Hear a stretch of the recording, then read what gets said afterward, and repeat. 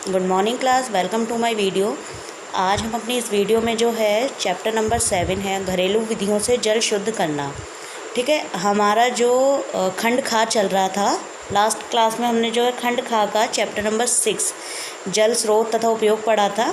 अब हम उसके ही आगे का चैप्टर जो है इस वाली वीडियो में डिस्कस करेंगे, चैप्टर नंबर 7 जो खंड खा का ही है आपका, और घरेलू विधियों से जल शुद्ध करना। इसमें हम क्या क्या पढ़ने वाले हैं, इसमें हम इंट्रोडक्शन यानी प्रस्तावना, शुद्ध तथा अशुद्ध जल में अंतर, मृदु जल तथा कठोर जल, जल की कठोरता के निवारण के उपाय, दूषित जल का स्वास्थ्य पर प्रभाव, अशुद्ध जल तथा उसकी अशुद्धियाँ, अशुद्ध जल तथा अथवा प्रदूषित जल से हानियाँ, मृदु तथा कठोर जल में अंतर, जल का अशुद्ध या दूषित होना, अशुद्ध जल को शुद्ध करने की विभिन्न विधियाँ। ये जो हैं सारे पॉइंट्स इस वाले चैप्टर में आ रहे हैं। So let's start.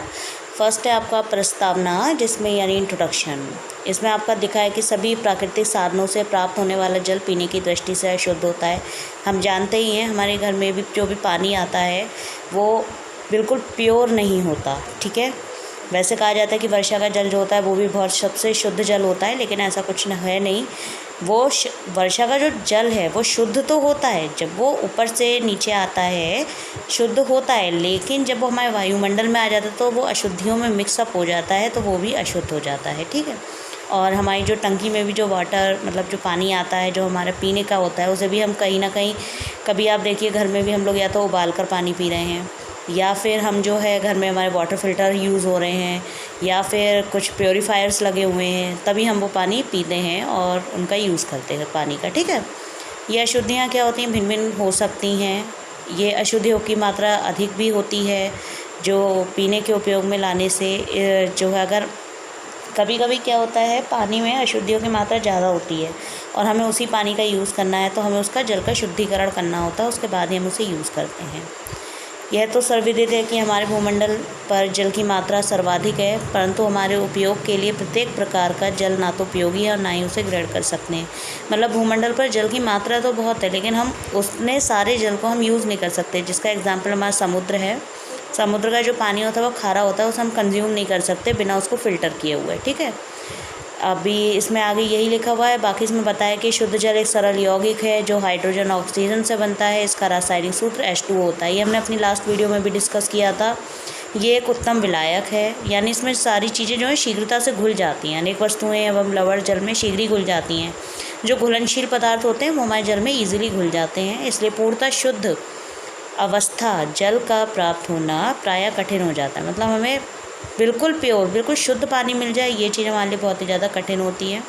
शुद्ध जल जो होता है वो स्वादहीन, रंगहीन, गंधहीन होने के साथ साथ स्वच्छ एवं पूर्ण रूप से पारदर्शी भी होता है। ये इसके क्वालिटीज़ हैं।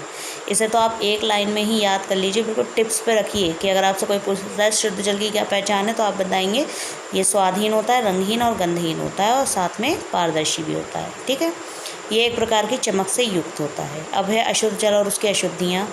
शुद्ध जल के स्वाभाविक गुणों के अभाव वाले जल को अशुद्ध जल कहता है। मतलब कुछ भी बाहरी जो मतलब अदर पार्टिकल्स अगर वो हमारे जल में मिल जाते हैं तो वो हमारा अशुद्ध जल हो जाता है। अशुद्ध जल क्या होता है, वो प्राणियों के स्वास्थ्य पर प्रतिकूल प्रभाव डालता है, यानी हमारे बॉडी पे या हमारी इम्यूनिटी पे ये निगेटिव इफ़ेक्ट डालता है। और अगर हम इसका सेवन कर लेते हैं यानी अशुद्ध जल अगर हम ग्रहण कर लेते हैं तो हम विभिन्न रोगों का शिकार हो जाते हैं। ठीक है, अशुद्ध जल में क्या है, जल के घटकों जैसे हाइड्रोजन और ऑक्सीजन के अतिरिक्त कुछ अशुद्धियाँ भी विद्यमान हो सकती हैं। नेक्स्ट है आपका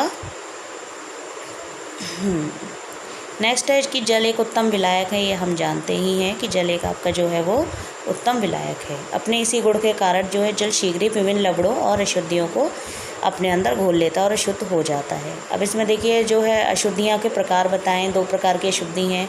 एक है जल की घुलित अशुद्धियाँ जो जल में ईजिली घुल जाती हैं, और एक जल की घुलित अशुद्धियाँ, अघुलित अशुद्धियाँ। इट्स मीन्स जो जल में घुलती नहीं हैं।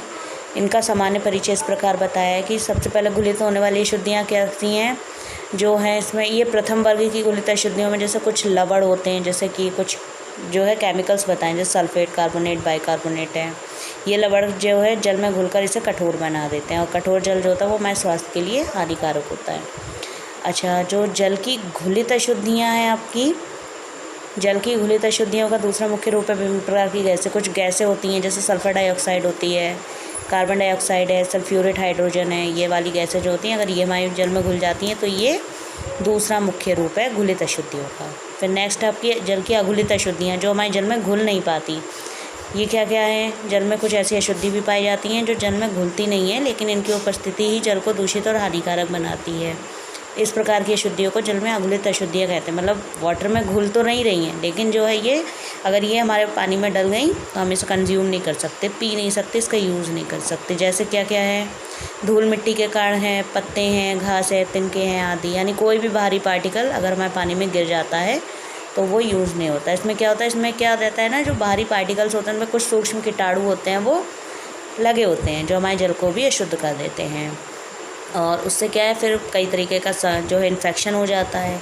जैसे उसमें हमें कई सारे संक्रामक रोग हो जाते हैं, जैसे हैजा, पेचिश, टाइफाइड आदि। ये सब इसमें रहता है कि कुछ कीड़े और जो अन्य जीव होते हैं उनके अंडे और छोटे छोटे बच्चे जल में मिल जाते हैं और जो है इसके अलावा जल को दूषित बना देते हैं। जल स्रोतों में विभिन्न पशुओं द्वारा विसर्जित जो मलमूत्र एवं अन्य अशुद्धियों को भी सम्मिलित हो जाता है तथा जल को अशुद्ध बना देती है।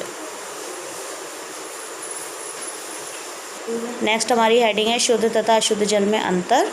अब इसमें डिफरेंस देख लेते हैं जल्दी से। शुद्ध जल जो होता है हमारा, ये हमारा पारदर्शक है, स्वादहीन है, रंगहीन और गंधहीन होता है। जबकि अशुद्ध जल जो होता है वो अर्धपारदर्शक, दुर्गंधयुक्त, मटमैला, खारा और कई तरीके के स्वाद वाला होता है। जो हमारा शुद्ध जल होगा उसमें कोई सा भी टेस्ट नहीं होता, ट्रांसपेरेंट होता है, ठीक है, और उसमें कोई स्मेल नहीं आ रही होती, कोई कलर ऐड नहीं होता। लेकिन जो अशुद्ध जल है उसमें सारे गुण होते हैं।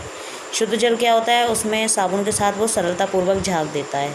यानी झाग के साथ मतलब जो साबुन है अगर उसके पानी में जो अगर शुद्ध जल के साथ उसे घोलें तो ईज़िली उसमें झाग होंगे, लेकिन अशुद्ध जल में ऐसा नहीं है। थर्ड है कि शुद्ध जल में एक विशेष प्रकार की चमक होती है, शाइन करता है। लेकिन अशुद्ध जल जो होता है उसमें नाइट्रोजन और कुछ अन्य पदार्थ मिले होने के कारण उसमें कोई चमक नहीं होती।